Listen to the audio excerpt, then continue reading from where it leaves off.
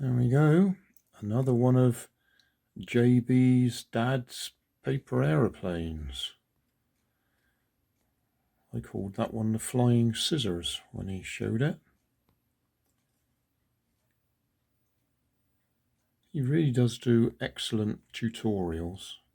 I just followed the tutorial and there we are, except that I'm using A4 paper and he uses letter paper, which accounts for a slight difference in the thickness of the tail there. But the folds are all right.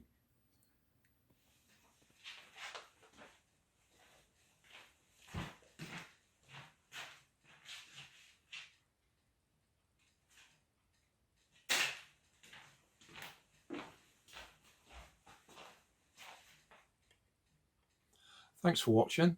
If you want more information, check down below in the video description.